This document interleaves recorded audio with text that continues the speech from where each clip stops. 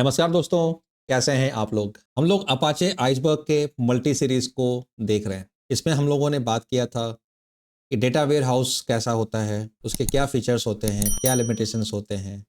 Same हमने समझा था डेटा लेक के बारे में, लेक हाउस के बारे में, अपाचे हाइव के बारे में और आज हम लोग समझ रहे हैं आइसबर्ग के बारे में। आइसबर्ग के इस सीरीज़ में इन सबको समझना बहुत ज़रूरी था क्योंकि over a period of time काफ़ी सारे ये इम्प्रूवमेंट्स होते गए और हम लोग फाइनली इंक्रीमेंटल डेटा लेक के पास पहुँचे। चलिए हम लोग समझते हैं अपाचे आइसबर्ग का एक फंडामेंटल स्ट्रक्चर क्या है, उसके क्या फीचर बेनिफिट्स हैं और ये कैसे हम लोगों को हेल्प करेगा इंक्रीमेंटल डेटा लेक को एफिशिएंटली इम्प्लीमेंट करने में।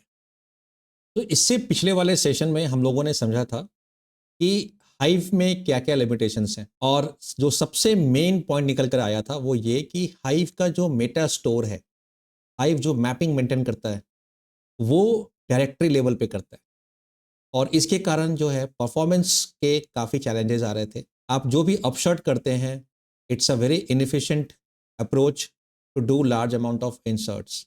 ये जो हाइव के लिमिटेशंस थे, इसको ओवरकम करने के लिए नेटफ्लिक्स ने आइसबर्ग फ्रेमवर्क को बनाया। 2018 में नेटफ्लिक्स ने इस फ्रेमवर्क को अपाचे फाउंडेशन को कंट्रीब्यूट कर दिया और उसके बाद से as a open source framework available हो गया। अपाचे आइसबर्ग ने वही चीज़ किया जो हाइव में नहीं था। जो ये लोग मैपिंग मेंटेन करते थे स्कीमा से, टेबल से, वो मैपिंग सिर्फ डायरेक्टरी लेवल, पार्टीशन लेवल तक नहीं सीमित था। उसको उन्होंने एक्सटेंड किया अप टू फाइल लेवल तक। और फाइल लेवल तक अगर आप उसको एक्सटेंड करते हो तो उससे क्या होता है कि जो भी आप क्वेरी लिख रहे हो, जो भी आप अपशॉर्ट क्वेरी लिख रहे हो, तो वो जो भी ऑपरेशन करेगा, वो ऑपरेशन उस लिमिटेड डेटा सेट पे ही करेगा, ना कि पूरे के पूरे पार्टीशन पे करेगा। अपाचे आइसबर्ग का एक और फंडामेंटल जो इम्प्रूवमेंट था वो ये कि जो भी मॉडर्न कंप्यूट प्लेटफॉर्म था, इसमें Spark is one of the most prominent one, Apache Flink another most prominent one, उसको ये सपोर्ट करता है। तो हाडूप का जो मैप एंड रिड्यूस है, उससे हम लोग बाहर निकले और more more open source framework like Spark and Flink की तरफ में हम लोग गए। सो अपाचे आइसबर्ग का जो आर्किटेक्चर है वो आप यहाँ पर देख रहे हैं।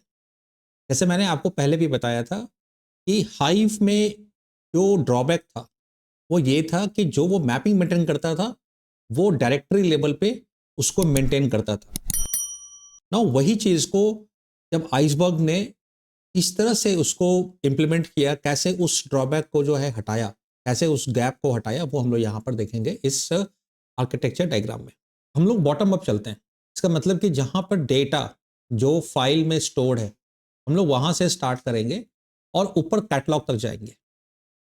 तो आप यहाँ देखें, यहाँ बहुत सारा डेटा फाइल जो है वो अलग अलग पार्टीशन में स्टोर्ड है। ये सब क्या है? ये सब अलग अलग पार्टीशंस है। और पार्टीशन क्या होता है? वो जो आप जैसे भी डायरेक्टरी या हायरार्की बनाते हैं उसको हम लोग पार्टीशन बोलते हैं। अगर हम अमेज़न S3 का एग्जांपल लें, तो अमेज़न S3 में आप एक मेन बकेट बनाते हैं और उस बकेट के अंदर में आप अलग-अलग फ़ोल्डर्स बनाते हैं और वो फ़ोल्डर जो है वो आपका पार्टीशन हो जाता है। Time stamp is a very good example of how you can do the partition, क्योंकि जब भी आप पार्टीशन करते हैं तो एक की के ऊपर करते हैं, राइट? तो यहाँ पर जो अलग-अलग पार्टीशंस बना है और हर पार्टीशंस में जो डेटा फाइल्स स्टोर्ड है, उसके हर कलेक्शन को यहाँ मैनिफेस्ट फाइल में स्टोर किया गया। ये जो लेयर है मैनिफेस्ट फाइल का, यहाँ पे स्टोर किया गया। सो हर पार्टीशन के लिए एक मैनिफेस्ट फाइल इसने बनाकर रखा है। इस मैनिफेस्ट फाइल में वो सारे मैपिंग है। अब जो मैनिफेस्ट फाइल है, इसका फिर ग्रुपिंग किया गया है और उस ग्रुपिंग को मैनिफेस्ट लिस्ट में लिया गया। अब आप पूछेंगे कि ये मैनिफेस्ट फाइल को ग्रुपिंग क्यों किया गया, इसका क्या जरूरत है? वो इसलिए, जब आपका डेटा फाइल अगर आप चेंज कर रहे हैं, क्योंकि जब अपशर्ट होता है तो ये एक नया डेटा फाइल बनाता है, न कि एग्जिस्टिंग में चेंज करता है, राइट?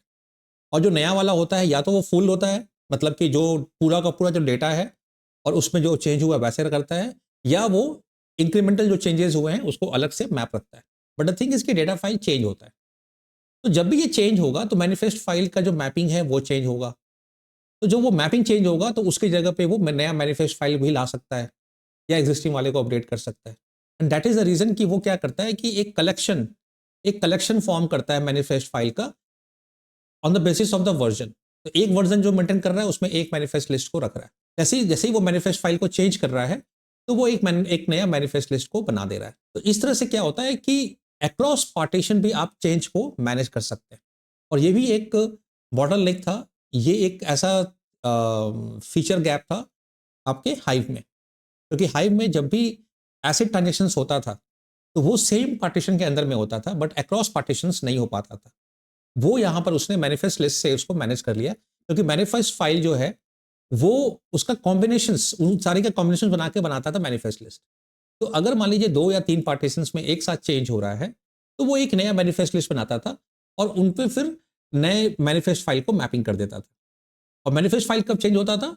जब भी आप डेटा फाइल में कुछ चेंजेस कर रहे हैं तो मैनिफेस्ट फाइल भी चेंज हो जाता था। तो इस तरह से ये मैपिंग का हायरार्की जो है वो डिफाइन करते गया। अब चूंकि मुझे डेटा कैटलॉग जो है, फाइनल जो स्कीमा है, यहाँ से एक्चुअल मेरा क्वेरी आएगा और डेटा और क्वेरी एग्जीक्यूट होगा और डेटा निकल कर आएगा। तो ये कैटलॉग जो है, ये कैटलॉग को उसने दिया एक इंटरफेस जिसको हम लोग बोलते हैं मेटा डेटा फाइल। तो मेटा डेटा फाइल जो है इसने यहाँ भी वर्जनिंग कर दिया कि जैसे ही आपका मैनिफेस्ट लिस्ट चेंज होगा या ऐड होगा तो एक नया मेटा डेटा फाइल बन जाएगा, और वो जो नया मेटा डेटा फाइल है वो फिर उसको मैप करने लगेगा। और साथ ही साथ ये जो मेटा डेटा फाइल है ये ग्रो करेगा, ये जो है ये वर्जन मेंटेन करेगा, ये कीप ऑन एडिंग रहेगा। तो मेटा डेटा जो फाइल है, जो मेटा डेटा है, वो टेबल का पूरा स्ट्रक्चर को मैनेज करता है। तो जैसे ही आपका स्ट्रक्चर चेंज होगा वो एक नया बनाएगा वर्जन उसका। उसका जो स्कीमा है, उसका जो पार्टिशनिंग है, किस किस की पे पार्टिशनिंग किया गया है, कौन कौन से स्नैपशॉट्स हैं, कौन कौन से मैनिफेस्ट फाइल चेंजेस हुए हैं, कौन कौन से नए वर्जन्स आए मैनिफेस्ट फाइल के, ये सारा जो है ये मेटा डेटा फाइल में वो मैनेज करता है। और फाइनली जो है सबसे टॉप में आपका आता है कैटलॉग। कैटलॉग आपका वो डिफिनेशन है, वो स्कीमा डिफिनेशन है जहाँ के आपको पूरा इंफॉर्मेशन मिलता है, जिसमें कि वो जो टेबल है, टेबल का जो लोकेशन है, इसका मतलब कि कहाँ कहाँ पे डेटा फाइल है, किस किस फोल्डर्स में डेटा फाइल है, वो उन सबको मैनेज करता है, ना कि सिर्फ डायरेक्टरी। जो कि हाइव में था कि वो सिर्फ डायरेक्टरी लेवल पे करता था मैनेज, आइसबर्ग में वो फाइल लेवल पे मैनेज करता था।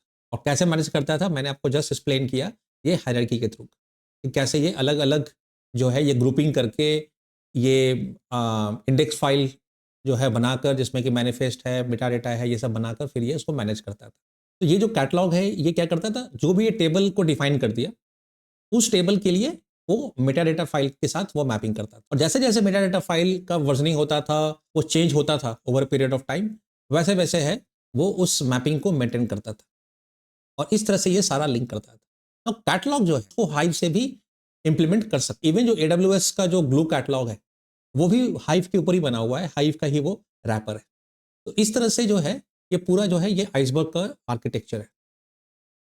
सो ऑब्वियस है कि अपाचे आइसबर्ग जो है इसके काफ़ी सारे अपने की फीचर्स थे। जो सबसे इम्पॉर्टेंट था वो था ट्रांजैक्शन मैनेजमेंट अक्रॉस पार्टीशंस। ये ऑप्टिमिस्टिक कंकरेंसी को सपोर्ट करता था, इन द सेंस कि ऑप्टिमिस्टिक कंकरेंसी में जब मल्टीपल राइट्स होते हैं या जब कोई भी ट्रांजैक्शंस होता है, तो उस केस में जो भी रो इफेक्ट हो रहे हैं, इम्पैक्ट हो रहे हैं, उस रो को लॉक नहीं किया जाता है, उस रो पे अपडेट्स किया जाता है।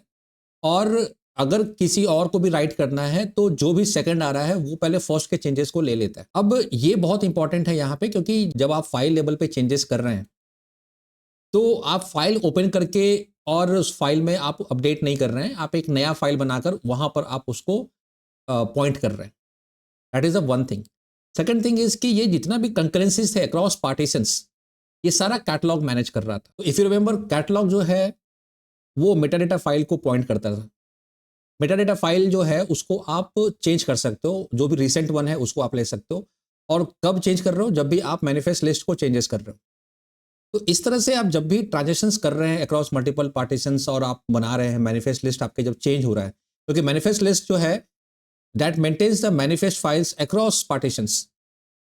तो जब भी आप कोई भी चेंज हो रहा है, कोई भी नया मैनिफेस्ट लिस्ट बन रहा है, तो आपका जो कैटलॉग है वो नए मेटाडेटा फाइल को पॉइंट करने लगता है। पेसिमिस्टिक कंकरेंसी जो है वो अभी है नहीं, बट वो अभी फ्यूचर में वो भी आ जाएगा। पेसिमिस्टिक में क्या होता है कि जब भी आप चेंजेस कर रहे हैं तो जो भी इम्पैक्टेड रिकॉर्ड्स है उस पर लॉक लग जाता है, इन द सेंस कि कोई किसी और को अगर चेंज करना है तो वो उसको वेट करना पड़ेगा, जब पहला वाला चेंज कर लेगा फिर ये सेकंड वाले को चेंज करने का मौका मिलता है। ये थोड़ा सा इसमें परफॉर्मेंस इंपैक्ट आता है क्योंकि इसमें वेटिंग टाइम आ जाता है। जो ऑप्टिमिस्टिक कंकरेंसी है वहाँ पर किसी को रोका नहीं जाता है। बट अगर जो सेकंड वाला है उसका जो चेंजेस है उसके पहले अगर फर्स्ट ने चेंजेस कर दिया है और वो कमिट भी कर दिया है, तो फिर सेकंड वाले को बताया जाता है कि फर्स्ट आपसे पहले चेंजेस हुए हैं, तो आप बेटर है कि पहले उस चेंजेस को लो और फिर अपने अपने वाले चेंज को उसमें मर्ज करो। तो इससे बेनिफिट ये मिलता है कि आपको लॉकिंग नहीं करना पड़ता है, तो मैक्सिमम टाइम पे ऐसा कंकरेंसी नहीं होता है कि आप सेम रिकॉर्ड पे लोग लिख रहे हैं, सेम रिकॉर्ड पे मल्टीपल थ्रेड्स राइट कर रहे हैं। बट अगर होता है तो वो फिर कैटलॉग जो है वो उसको मैनेज कर लेता है। पार्टीशन एवोल्यूशन ये एक बहुत ही इंपॉर्टेंट कॉन्सेप्ट है। यहाँ पर भी क्या होता है कि आपके जो पार्टीशंस हैं वो इवॉल्व करते रहते हैं, क्योंकि आप एक हार्ड कोडेड, आप मान लो आज आपने एक किसी कॉलम पे किसी फील्ड पे आपने आज पार्टीशन तो बना दिया, कल हो सकता है कि आपको वो पार्टीशन को अपडेट करना पड़े। और जब आप इसको अपडेट करते हो तो अगर आप आइसबर्ग नहीं है तो ये पूरा का पूरा चेंज करना पड़ेगा, पूरा रिराइट करना पड़ता है। उसके अलावा कोई आपके पास ऑप्शन नहीं है। तो जो पार्टीशन एवोल्यूशन जो है उसमें ये सब नहीं करना पड़ता है। क्यों? क्योंकि जो मेटा डेटा जो है जिसको कि कैटलॉग पॉइंट कर रहा है वो नया मेटा डेटा को पॉइंट करने लगता है। जो भी आपके पार्टीशन को चेंज करने के बाद जो नया बना मेटा डेटा फाइल वो उसको पॉइंट करने लगता है। तो इससे क्या है कि आपके जो वॉल्यूम ऑफ चेंज है, जो इम्पैक्ट है, वो बहुत ही मिनिमाइज हो जाता है। और लास्ट जो है वो है हिडन पार्टीशनिंग। हिडन पार्टीशनिंग जो है उसमें क्या होता है कि आपने मान लो टाइम स्टैम्प पे या डेट टाइम पे आपने पार्टीशन कर दिया। अब टाइम स्टैम्प या डेट टाइम जो है वो आपका उसमें डे भी होता है, मंथ भी होता है, ईयर भी होता है, आवर भी होता है, सेकंड भी होता है। लेकिन अब आपका जो वेयर क्लॉज है, आप जो आपके जो क्वेरीज हैं, जो भी आप डेटा को एग्रीगेट कर रहे हो, डेटा को जो आप मैनिपुलेट कर रहे हो, उसमें अगर मान लो आप किसी एक फील्ड पे ही कर रहे हो, जैसे डे पे कर रहे हो कि इस दिन का जो डेटा है उसको मुझे एग्रीगेट करना है, समराइज करना है, या आप टाइम बेसिस पे ही कर रहे हो, आवर बेसिस पे ही कर रहे हो, तो अब आपको नया पार्टीशन बनाने का जरूरत नहीं है। आप वो एग्जिस्टिंग पार्टीशन को ही यूज करो। और इनके पास काफ़ी सारे आइसबर्ग में ट्रांसफॉर्म्स के क्वेरी हैं, फंक्शंस हैं, जो कि आपको हेल्प करता है कि जिस पार्टीशन की जो यहाँ पर मान लो डेट टाइम है, टाइम स्टैम्प है, उसमें से आप सिर्फ डेट निकाल कर भी आप अपना क्वेरी को एग्जीक्यूट कर सकते हो। और वो आइसबर्ग का जो कैटलॉग है और जो कैटलॉग पॉइंट कर रहा है मेटा डेटा फाइल को, वो वहां से वो अपना फाइंड आउट कर लेता है कि कौन से वाले पार्टीशन में जाके आपको उस स्पेसिफिक डे का डेटा निकालना है। तो अगर मुझे एक लार्जर पार्टीशन की है, जैसे टाइम स्टैम्प है या डेट टाइम है, उसके वो डिफाइंड है, बट मुझे डेटा चाहिए उसके अंदर का कि किसी स्पेसिफिक डे का, किसी स्पेसिफिक आवर का, किसी स्पेसिफिक मंथ का, तो मैं यहाँ पे ट्रांसफॉर्म क्वेरी जो है लिख सकता हूँ। और उसको हम लोग बोलते हैं हिडन पार्टीशनिंग, कि आपको एक फिजिकल पार्टीशन करने का जरूरत नहीं है। आप ट्रांसफॉर्म कीवर्ड जो है, जो फंक्शन है, आप उसी को यूज करोगे और उसमें से आपको जो चाहिए, आपको अगर डे चाहिए, वह डे जो एग्जांपल यहाँ दिया हुआ है डे इवेंट टाइम, तो आप डे इवेंट टाइम करोगे तो इवेंट टाइम आपका फिजिकल पार्टीशन की हो गया, जो कि टाइम स्टैम्प या डेट टाइम टाइप होगा।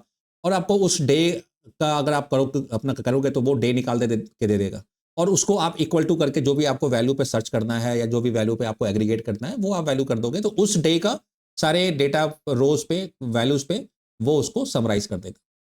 तो ये जब हम लोग इंक्रीमेंटल डेटा लेक की बात करते हैं तो सबसे पहला ही रिक्वायरमेंट आता है वो ये कि डेटा लेक में जो आप डेटा ला रहे हैं और उसको आप एज ए फाइल स्टोर कर रहे हैं with in different partitions, different folders, different directories. तो अगर आपके सोर्स सिस्टम में कुछ कुछ अपसर्ट्स हो रहा है, कोई अपडेट हो रहा है, कुछ डिलीट हो रहा है, तो वो भी यहाँ पर आपके डेटा लेक में भी होना चाहिए।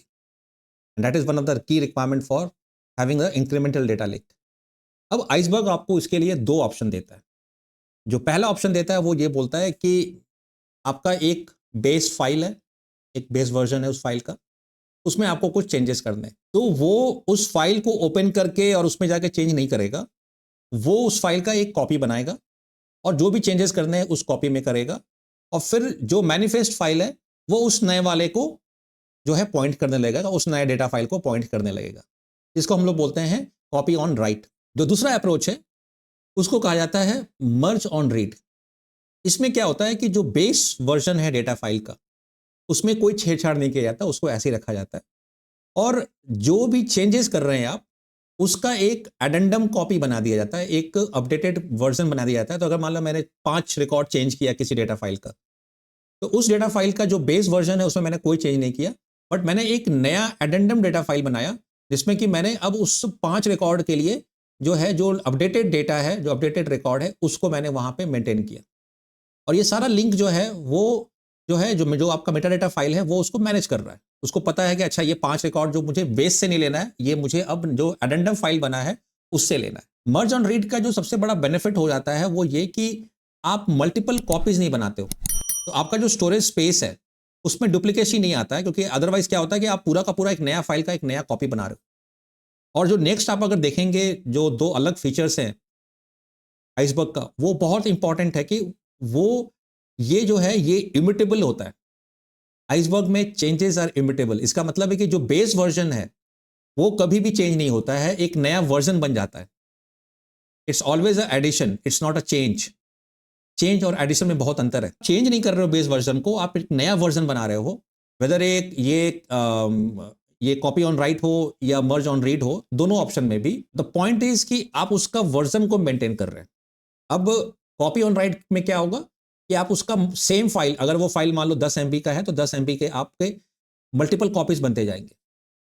लेकिन मर्ज ऑन रीड जो है उसमें अगर मान लो जो कि आपके 10 MB का फाइल है, लेकिन आपका चेंज जो होके जो है वो सिर्फ कुछ केबीज में है, तो आपका सिर्फ केबी एक नया फाइल बना। स्पेस पॉइंट ऑफ व्यू से अगर देखेंगे तो merge on read is always much more efficient than copy on write. जो आपका क्वेरी एग्जीक्यूशन है वो ऑब्वियस है कि कॉपी ऑन राइट में फास्ट होगा, क्योंकि उसको 10 जगह जाके लिंक नहीं करना है और डेटा लेकर नहीं आना, उसका एक ही जगह डेटा है, जो भी है वो लेटेस्ट है। Now time travel is a very important concept in the incremental data lake. और जितने भी मॉडर्न डेटा एनालिटिक्स के प्रोडक्ट हैं उसमें आप स्नोफ्लेक को ले लो, डेटाब्रिक्स को ले लो, आप जो है कोई भी अदर ओपन सोर्स फ्रेमवर्क लो, आइसबर्ग जो है वो तो है ही इसमें। You can travel back from where you are currently. इसका मतलब है कि अगर आपका एक बेस वर्जन था जो जुलाई 25 को क्रिएट हुआ था और आप उसको अक्टूबर नवंबर तक आप लेकर गए, 9 अक्टूबर को उस स्पेसिफिक डेट से अगर आप you want to travel back up to the date of creation, आप वो कर सकते हो, क्योंकि Iceberg as I said it maintains a immutable copy of every changes. तो वो एक कॉपी बनाता है, वो एग्जिस्टिंग रिकॉर्ड को चेंज नहीं करता है, तो आप ट्रैवल बैक कर सकते हो। और इसी को हम लोग बोलते हैं डेटा लीनिएज भी। आपको वो पूरा over a period of time data कैसे कैसे चेंज हुआ, कौन कौन सा रिकॉर्ड चेंज हुआ, क्यों हुआ, वो सारा आपको दिखता है। और ये बहुत इंपॉर्टेंट होता है डेटा गवर्नेंस के लिए। और इसी के कारण आप वर्जन रोल बैक भी कर सकते हो। अगर मान लो आपको लगता है कि नहीं मेरा ये वर्जन सही नहीं है, जो मेरा प्रीवियस वर्जन था वो ज़्यादा सही है, ये वाले में करप्शन हो गया है, कुछ करप्ट हुआ है, कुछ गलत हुआ है, तो you can easily roll back. तो ये बहुत इंपॉर्टेंट फीचर है time travel and version roll back. तो आज मैं इस सेशन को यहीं पर समाप्त करता हूँ और आशा करते हैं कि आप लोगों को एक अंडरस्टैंडिंग आ गया होगा कि data warehouse, data lake house, incremental data lake house, ये सब कैसे कैसे बना over a period of time, इनके क्या फीचर्स थे, इनके क्या लिमिटेशंस थे, हाइव क्यों लाया गया, और हाइव के बाद अपाचे आइसबर्ग क्यों बनाया गया, and how Apache Iceberg is now helping every professionals to build incremental data lake house. ये सीरीज आज मैं यहीं पे समाप्त करूंगा। अब मैं एक नेक्स्ट सीरीज से स्टार्ट करूंगा जिसमें कि मैं इंक्रीमेंटल डेटा लेक हाउस का जो डिफरेंट डिफरेंट आर्किटेक्चर पैटर्न्स है उसके बारे में बात करेंगे, और उसके बाद हम लोग फिर जाएंगे एक्चुअल लो लेवल डिजाइनिंग में। तब तक के लिए नमस्कार।